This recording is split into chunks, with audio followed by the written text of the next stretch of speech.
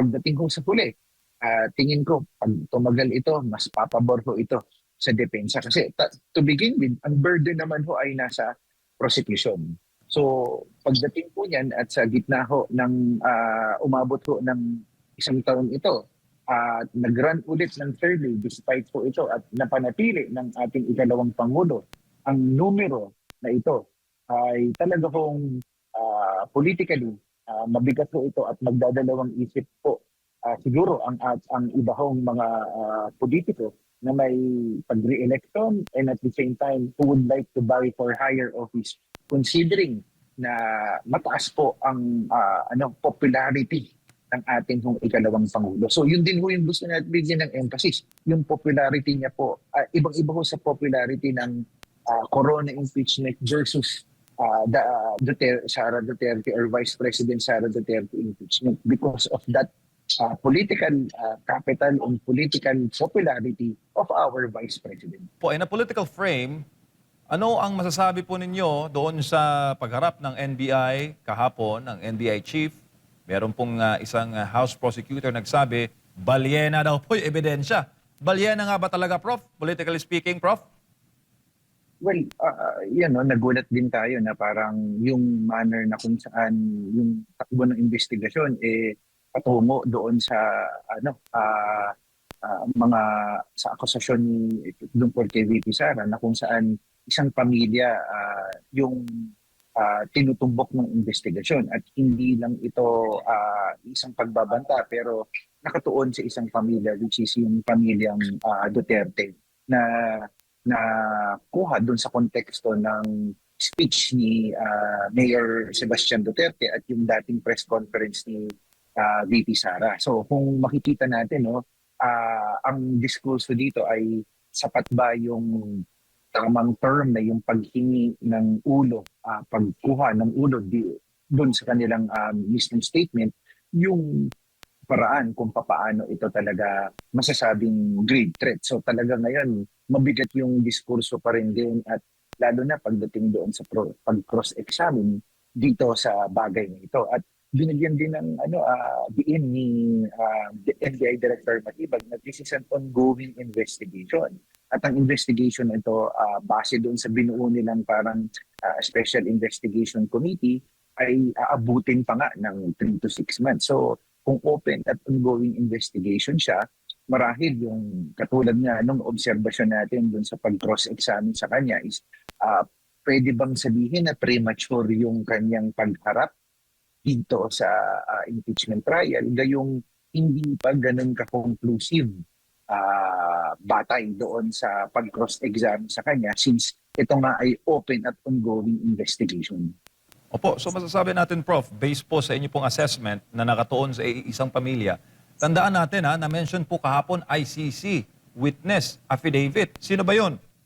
Las Cañas, self-confessed hitman. Alam naman po natin, target niyan, si former President Duterte. Aside pa, kay Mayor Baste at sa ICC na binanggit, kasama rin po sa bank records na pinasabi na po, ang second gentleman na si Attorney Mans Carpio. So isang pamilya talaga, Prof. Hindi lang ang VP, kundi ang pamilya Duterte. Sir.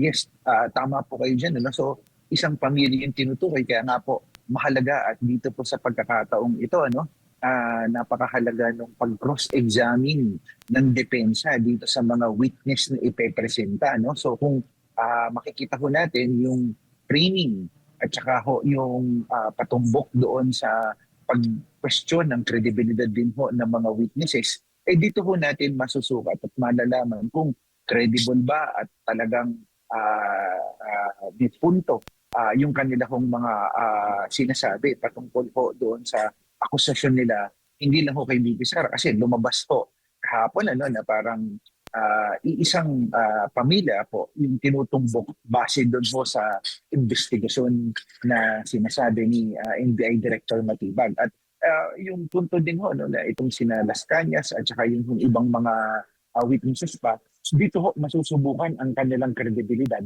sa kung paano talaga at gaano ka tibay ang kanilang mga sinasabi patungkol ho dito. Sir, nakatatlo na pong personalidad mula sa NBI ang naging testigo po sa unang bahagi ng Senate Impeachment Court, yung kanilang pong impeachment trial laban kay VP. Ano po ang assessment mo, sir, sa tatlo na mga taga-NBI po na humarap kahapon po, huling witness, si Attorney Melvin Matibag? Well, of course, yung sa tatlo, makikita ho natin na may consistency naman ho dun sa kanila hong sinasabi. Pero ako po kasi kung ako ho ang tatanungin, pagdating ho na masuri natin itong titignan, nung tingin ko ho na-authenticate na ho nila yung video, kung titignan natin ito sa pangmalalimang perspektibo, nung na-authenticate na ho nila yung video, tingin ko dapat nag-move on na ho sila dun sa ibang articles. Kasi kung na-authenticate naman po nila at in open record, masyado ho kasing nagiging technical at makakaluan pa ho ng ibang bagay na mga tingin kong hindi naman na ho dapat na mga on the side issues.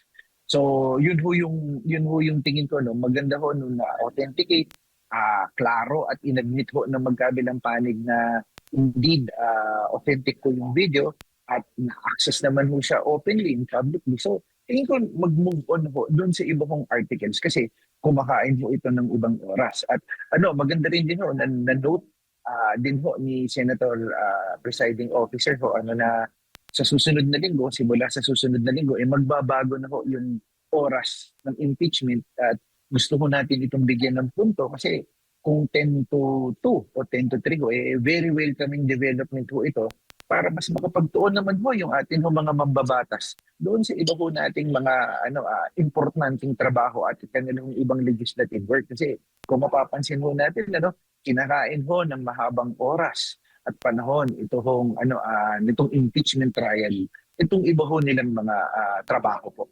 Sa Senator Judges, kung kayo po ang tatanungin, sir, anong assessment po ninyo? Yung bang Article 4 grave threat, tingin nyo, in a political mindset, ito ba ay enough to convict the Vice President base po sa testimonya ng mga taga-NBI in the past few days? Ako, kung titignan ho natin, tingin ko po hindi. Kasi makikita ho natin na parang talagang, siyempre po, pwedeng bugso ng emosyon, and so on and so forth, beyond the legalities. Pero kung sa akin hong pagtingin, ang pinakamabigat ho ay sana nagtuon o nag-focus po sila sa iba hong articles, lalo na ho yung usapin doon ho halimbawa sa bank records. Kasi kung meron ho mang mabigat, yun hong unexplained wealth po ang talagang labanan o talaga hong mabigat na akusasyon base ho dito sa apat na articles na to. So kung sa akin hong pagtingin, mas strategic ho kung inuna ho itong usapin pagdating ho doon sa unexplained wealth at hinuli po ito. At kung mapapansin ho natin, umabot po ng halos 5 o 6 na araw pag-authenticate pa lang at masyado hong naging legal o technical ho, itong time-consuming ho. So, I would rather na kung ako ho, doon ho na sa unexplained wealth para magkaalaman ho talaga. At sinabi naman din ho ng depensa pagdating dito at pinasuplina at pabubuksan ho itong records na to, handa naman po ang depensa. At ito din ho, magandang pagkakataon na rin din ho ito na talagang maipaliwanag po ng kampo ho ng ating bise kung wala ho talagang itinatago. Pero yun din ho yung kailangan din ho natin puntuhin ho na in terms of technicalities po, nagdesisyon ho ang impeachment court na pabuksan ito o isupina ito. Pero sa kabilang punto, may argumento din ho yung panig ng depensa na hanggang saan yung saklaw ng batas, considering nga po na una, dapat ho bang isama yung panahon na hindi pa po vice-presidente ang ating pong vice-presidente na siya po ay mayor. Unang punto ho yan.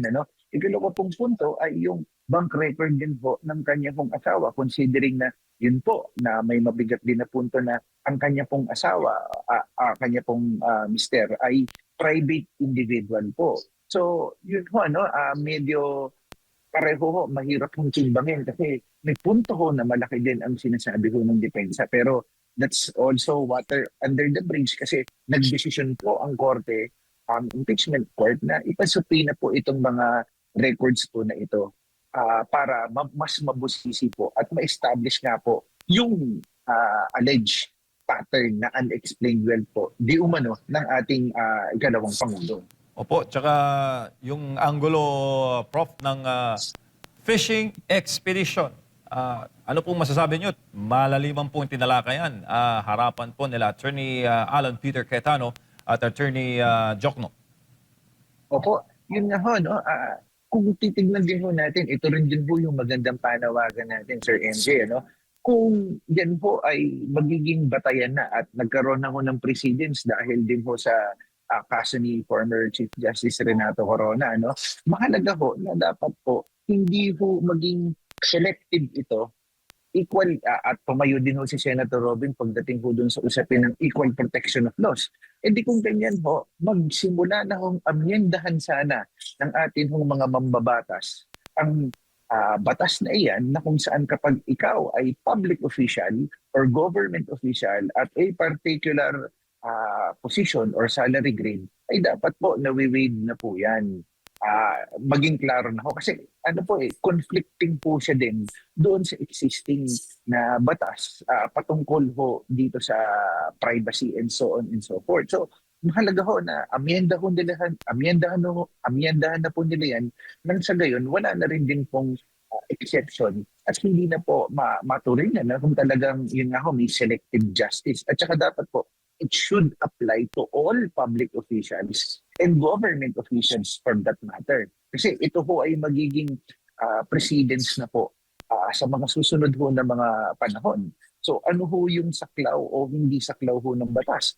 Ano ho yung mga posisyon na saklaw o hindi pwedeng saklawin ng batas? So ito rin din yung sinasabi na ang dami hong mapupulot natin na aral patungkol dito sa impeachment trial or proceedings na ito, lalo na pagdating po sa bank confidentiality na pwede ko maka-apekto sa bawat public officials or government officials po. Opo, pero sir, nabanggitin po sa impeachment trial, yung hindi po pantay na pagtrato sa impeachment case ni President Marcos at ni VP Sara Duterte. Nabanggit po doon na ang yung confidentiality no sa mga accounts at yung mga hinahanap na accountability ay mukhang hindi pantay sa pangulo daw, hindi naman ni first base wala sa kay VP. Matindi, full trial agad, sir. Yun nga po tumayo din po si Senator Alan Peter Cayetano at kinwestiyon din po si Congressman Shell Jokno na bakit po daw ang Committee on Justice ay hindi din itinsupina ang bank records po ng presidente at sinabi niya naman ho na ni Congressman Shell Jokno na hindi po sufficiente o hindi o sapat ang mga ebidensya para tukuyin na impeachable po ito. Pero looking and being objective dun sa logic ng sinasabi din ho ni Senator Alan Peter Cayetano, di ba dapat din sa pinupunto niya ho na it applies basically to all. Pero yun nga ho, bakit gano'n? Kapag ka po ibang usapin o ibang opisyal, mabilis, bakit po sa iba, parang meron hong pagpiling. So ito ho rin din ho yung iniiwasan natin pagdating po sa usapin ng selective justice, ika nga po, na kapag ka po iba o hindi po kaalyado, mas mabilis yung takbo ng sitwasyon, pero kapag ka po iba, parang tumatagal. So, ito ho yung iniiwasan natin in terms of pagiging objective po. Prof, magandang umaga, si Almar po ito. Sir, nabanggit po ninyo kanina na tinutukoy lang dito sa impeachment yung iisang pamilya, yung pamilyang Duterte. Ano po yung, bilang isang political analyst, ano po yung nakikita po ninyong dahilan kung bakit po yung mga Duterte lang yung parang tinitira ngayon, considering na ang pinag-uusapan natin ngayon ay ang impeachment lang ng ikalawang Pangulo, sir? Opo, salamat po, Sir Alman. No? Yung sinabi ko po naman na yung pagdating po sa isang pamilya, nakita ko natin ito ho yung lumalabas din doon sa investigasyon ho ni NBI Director Melvin Matibag. Pero kung titignan din po natin, yung pattern po ng kanila pong takbo ng investigasyon, mahirap din pong mag-conclude kasi ongoing po siya. Pero base po doon sa ipinakita ko kahapon ho, na kitang-kita ho natin na naidawit o naisama din po yung pronouncement nga ho ni Mayor Baste at saka nung dating president ho ni VP Sara. So ano po, talagang makikita po natin na yung commonality po pagdating dito. So pagdating po dyan, mahirap din pong mag-conclude pa kasi ongoing po yung kanilang investigation. Pero it seems na yung pinupunto po ng investigation ay nakatukoy sa iisa hong pamilya. And para sa isang observer po at mga common na tao, hindi ko natin maiiwasan na ito ba ay usapin politika o usapin na dahil po yung hindi ho pagkakaunawaan o yung matagal ho yung pag-fall apart ho ng alyansa at ng relasyon ho ng administrasyon at saka ng BP ay talaga hong maisa sa alang-alang at talagang yun ho yung magiging spekulasyon ho ng taong bayan kasi it seems na yung manner ng kung paano ho nadadawit at nakikita yung pamilyang Duterte pagdating ho dito. Kung nakikita po ng NBI na mali po yung ginawa or may paglabag sa batas yung mga binanggit ni Mayor Basti Duterte, dapat bang itrato ito ng separate ng NBI? Ibang kaso kay VP, ibang kaso kay Baste, sir?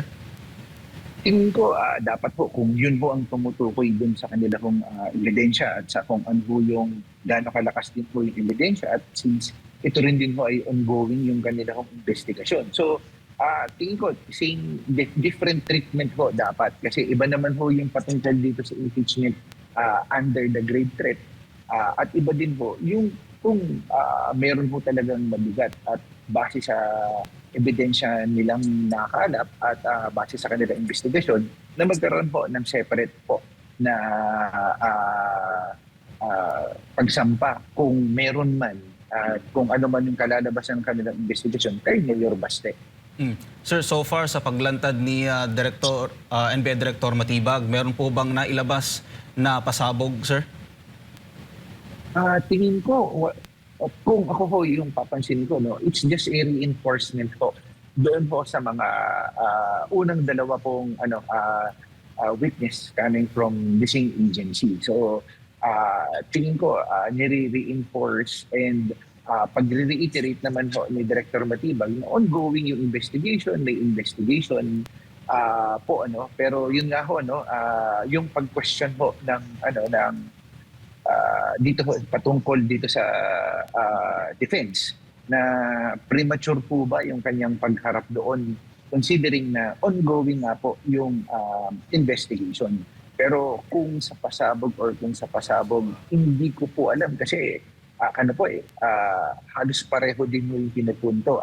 Actually, malalaman din po natin yung veracity din at saka yung manner kung saan consistent yung kanyang mga claims hanggang mamaya po na itutuloy ho yung pag-cross-examine sa kanya. So, kasi po talagang siyempre ho, tinatanong din at pag sa cross-examine ng depensa na kung saan yung credibility niya dahil dati po siyang nagsilbi sa panahon ng mga Duterte hanggang sa ma-appoint po siya ngayon. At yun nga po, talagang hanggang mamaya po malalaman natin in terms of paano ho yung pag-cross-examine sa kanya ng depensa. Sir, isa sa ipinunto ng defense kahapon, yung appearance ni NBI Director Matibag na walang subpoena, sir. Sa tingin po ninyo, tama po ba na lumantad o nagpakita itong si Director Matibag na walang subpoena po, sir, na dumalo sa trial po? Ang ganda rin din po nung pag-raise na point niya ng depensa na kung saan hindi po siya nasubpoena at si presiding officer ay also restated that na hindi po siya nakasubpoena. Pero yun din naman pong depensa ni Director Matibag is as a form of talagang manner na kung saan siya ay naimbitahan po at responsibility niya bilang ahensya at ng kanyang trabaho kung kinuha ho siyang witness ng prosecution, yun ho ay kailangan hong kanyang gampanan bilang kanya naman hong mandato. So ako po, sa aking pagtingin, parte ho ng kanyang responsibilidad yan. Ang kailangan lang hong maiwasan ay, siyempre po, yun po bang special treatment na parang siyempre po yung angulo at saka yun po yung gustong tibagin ho ng depensa na parang yung ikipagtulungan. Pero mahirap din pong i-establish yun dahil parte ho yun ng kanyang trabaho na makipagtulungan. At consistent din naman with all fairness din sa kanya na kung siya ay kailanganin ng depensa para clarify certain matters ay willing naman din po siya dahil mandato naman ho ito ni Director Matindi. Natanong din ni Senator Judge Pia Cayetano ang prosekusyon tungkol doon sa sinumpaang salaysay na hindi nakita ng prosekusyon yung na pinirmahan, na ginawa yun ng witness nila. Sa tingin po niyo, sir, hindi po ba ito insulto sa batas considering na binigyan sila ng tamang o sapat na panahon para ilatag yung kanilang mga ebidensya, sir, dito sa trial? Opo, no? So talagang yun din ho, medyo tinitignan natin yung magiging reaksyon ng korte pagdating ho dyan. Kasi talagang, siyempre po, mahalaga po yung pagrespeto at pagtingin po sa korte, sa impeachment court at sa buong proseso po itong pinagdadaanan na ito. Sir, tungkol doon sa tungkol naman doon sa paghalungkat ng financial records at ni-replay yung video nung sheriff. Sa tingin po ninyo, makakount yun sa impeachment offense, considering na yung ating ikalawang Pangulo ay nasa, kung hindi ko nakakamali, nasa mga 4 years pa lang po sa panunungkulan bilang Vice Presidente po, sir? Oo. Tingin ko yung gusto nilang establish dito is yung yung pattern ng behavior kaya nila pinapakita at sinubukan na talagang isama yung naging behavior before. Pero ang tingin ko yung gustong establish tingin ko ng prosecution is yung pattern ng behavior or violent behavior ng Vice Presidente, kaya consistent na ito ay isinasama at consistent na isinama ito basically doon sa pagpresenta ng kanilang ebidensya. Pero ang malaking katanungan is yung context kung bakit ito nangyari, yung nangyari doon sa naging kaso before ng kanyang panununtok. So, sapat ba ito? Kasi yung konteksto ng kung paano yung nangyari ay ibang-iba dito sa kontekstong aligasyon tungkol sa kanya. So, tingin ko, mahirap itong, para sa aking pananaw, mahirap itong maging parte, tingin ko, or establishment since magkaiba yung konteksto nung panahon na yun at saka kung ano yung yung aligasyon sa kanya dito sa grave threat na ito. Sir, isa na lang on my part bago ko ibalik kay partner MJ. Alam natin, sir, na marami sa ating kababayan ang nakatutok dito sa impeachment ng ikalawang Pangulo. Nakikita po ba ninyo na maraming mga politiko ang kumbaga hindi na tatangkilikin ng ating mga kababayan sa susunod na eleksyon considering na mataas pa rin yung ratings ng ating ikalawang Pangulo, sir? Well, ako tingin ko depende po 'yun lalo na ho syempre kaya kung makikita din ho natin sa parte ho ng mga senator judges ay very cautious sila kasi ang kaibahan ho ngayon dahil meron na rin din hong social media at saka meron na rin din hong mga iba't iba pong mga influencers na alternative na nagpapaliwanag at naghihimay din po ng mga sitwasyon at lalo na dahil sa social media maaari ho silang mapulaanan in terms of their actions, their demeanor, and their basically approach. So mahalaga ho, kaya nag-iingat ho sila. Pero more importantly ho, yung pagtingin ho natin dito is, of course, yung political impact ho nito. Kaya very cautious ho sila sa maaari ho nila maging desisyon, sa perception ho ng taong bayan, at higit ho sa lahat, yung factor kung sila ho ay magiging re-electionist ho by 2028 sapagkat base sa recent survey, ang approval rating ho ng ating Pangulo ay napakataas na 57% at 84% po kung di ako nagkakamali ay nanggagaling po sa area ng Mindanao at mga more or less 27 or 20+% po sa parte ho ng Visayas. So ito ho ay napakalaki at very important support base sa parte ho yan kung ako ho ay isang re-electionist senador. Kasi napakahalaga ho ng support ng Mindanao Bloc at half of the Visayas Bloc. Kung ako man ay nag-iisip na tumakbo for a higher office or mag-seek ng re-election for 2028. Sapagkat alam naman ho natin na hindi mapagkakaila na very consistent at kahit ho sabihin ho natin na yung period ho nung kinondak ho yung survey ay yung kainitan ho na na-impeach sa lower house ang ating hong ikalawang Pangulo, and despite ho that, napakataas pa rin din po at lumabas ang 57% overwhelming approval rating ng ating hong Vice Presidente. So napaka-laking halaga ho yan in consideration po of how the public perceive the Vice President po. Pero Prof, si MJ po ulit, siya po ay hinihiring ngayon na sa trial na kasalang sa akusasyon po ng betrayal of public trust. Pero iba po ang sinasabi ng public survey. Prof. Yes, yun nga ho yung gusto kong bigyan din natin ng emphasis dito, with this betrayal of public trust at halfway. So yun, na-impeach ho siya. Ang diskurso na sinasabi, wala rin din namang bago dito sa mga akusasyon na to. But despite of she was impeached in the lower house at ongoing na impeachment trial, nanatili yung kanyang 57% approval rating. So ito yung tingin natin dyan. With the ongoing impeachment trial at pag nag-run ulit ng another survey ng kahit na sinong survey firm. Ito yung pinakamalaking tanong dyan. Makaka-apekto ba ito? Bababa ba? Mamimaintain ba? Or tataas ang kanyang approval rating considering na lumabas yung ibang mga usapin at mga ebidensya patungkol doon sa aligasyon sa ating ikalawang Pangulo. So dito natin malalaman or masusubukan yung presensya ng support ng ating ikalawang Pangulo in terms of her trust and approval rating. Pero as it is, talagang hindi tugma itong aligasyon sa kanya versus sa perception o pagtingin ng taong bayan patungkol sa approval rating ng ating ikalawang Pangulo. Opo, at sinabi po ni dating prosecutor, Congressman Neil Tupas, panahon po ni CJ Corona, na kung madadrag o mas mahahaba pa po itong impeachment trial, mukhang papabor pa ito sa depensa o sa kampo ni VP Sara Duterte. Kung magkakaroon po, kung madadrag, sir, kasi sa kanila pong huling pagtaya, kung magpapatuloy po ganito kabagal yung pagpapalit ng witness per trial day, abutin daw ng 1 year and 5 months.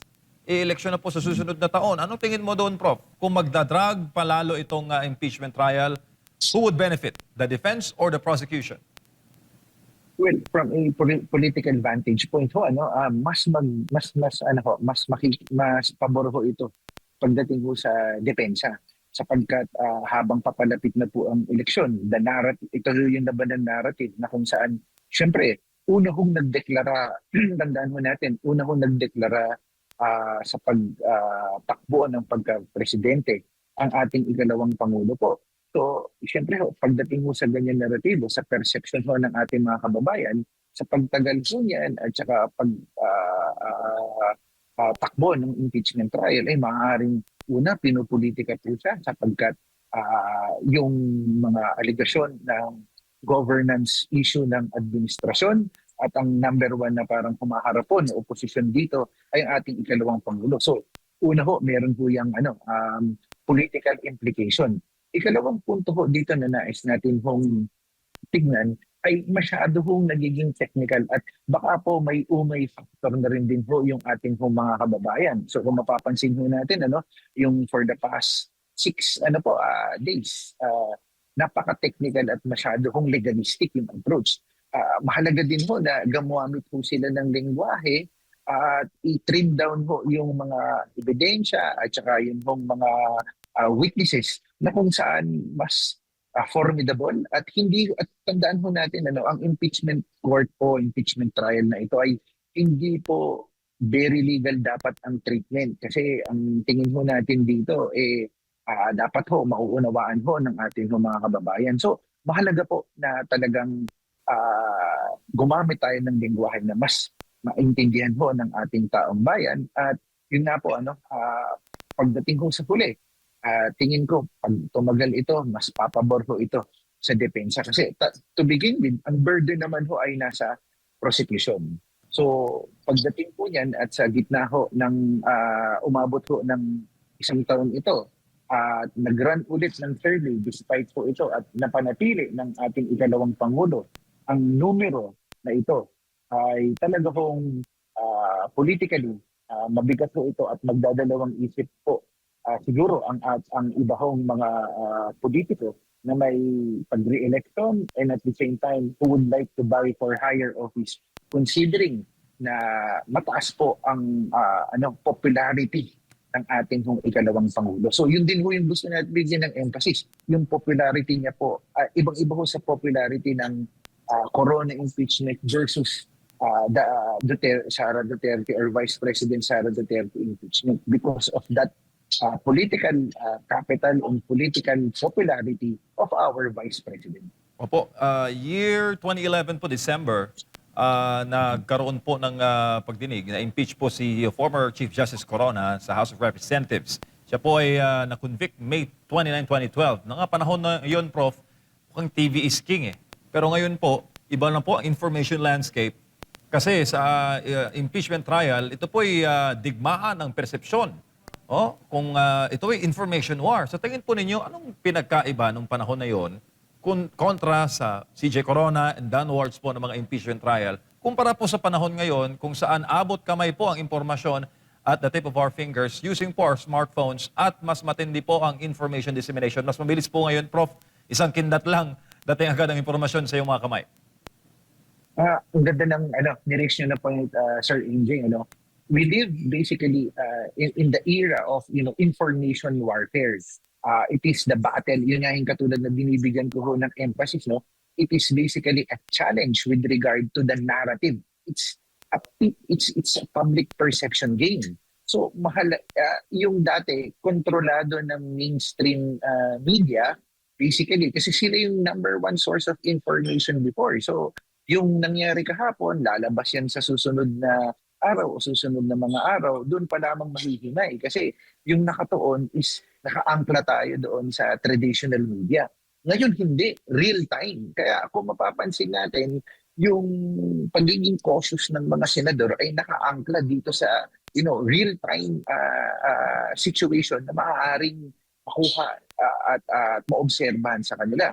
Ikalawang punto dito is the rise basically of the alternative media. Of course, double-edged siya. Yung sinabi ko kanina na gusto kong bigyan ng emphasis, yung presence basically ng iba't ibang mga influencers or social media personalities na kung titignan natin, they become an alternative source of information. Now, the source of information could either be both positive or negative. Pwedeng yung iba ang contention, sinasabing ito ay content lamang or otherwise. But ang more important dito ay yung paano natin magiging critical lalo yung ating taong bayan. Kasi ang ganda nung ni-raise mo na point, Sir MJ, the information is in front of us. It's just a matter of how people can be critical in the information that they are actually reading, and at the same time the source of information. So mahalaga din ho yan saan at kanino yung pinanggagalingan ng impormasyon. So yun ho yung game changer. It's basically the age of information technology, especially with these various social media platforms. So napakahalagang ito yung game changer tingin ko sa panahon ngayon at sa panahon ng nakalipas na impeachment ni case or trial ni former Chief Justice Renato Coron. Alam mo, Prof, ang resulta niyan, yung mataas na survey pa rin ni VP. Do you think ganun ang survey results kung ang tao ay nakasalda lamang sa TV at television at radyo sa pag-monitor po ng mga balita kaugnay po sa impeachment? Di ba, Prof? Yeah, yun din yun. Nagiging critical din tayo kasi may alternative that basically challenges what information is actually being given. So again, being informative and all, and the information is very important in terms of how the people curb yung perception, lalo na in a digital age na meron tayo ngayon, di ba? So ang daming nagpapaliwanag, ang daming personalidad na nagpapaliwanag, and it becomes, important, key consideration in building the narrative and curbing the perception of the people. So, kung isa lang yung, o mangilan-ngilan lang yung magiging source of information before, so it could curb and it could affect. Pero ngayon, talagang information overload. Maraming alternative sources of information. That's why it's imperative na talagang yung maging critical tayo. And tama kayo, it affects basically on how people perceive. And at the same time, then, kung tingin natin, meron talagang mga steady supporters ang mga Duterte, especially Mindanao Black, because of accomplishments, because of test of leadership and character na hindi na maipagkakaila. Kaya the Mindanao Black or area has seen and witnessed and more importantly experienced the kind of leadership that they have had from the past. So talagang ito yung mga talagang solid supporters na hindi mo na hindi mahirap ng ma-curb basically kasi steady yung numbers na lumalabas as per survey na kinoconduct. Consistent, hindi bumababa ng 80% ang Mindanao Black. So that says it all. Sinasabi ko lang siya as observation, pero it becomes a clear pattern na pag tinignan mo ever since ang Mindanao is steady 80%. So yun yung important consideration na titignan natin dito in terms of base votes.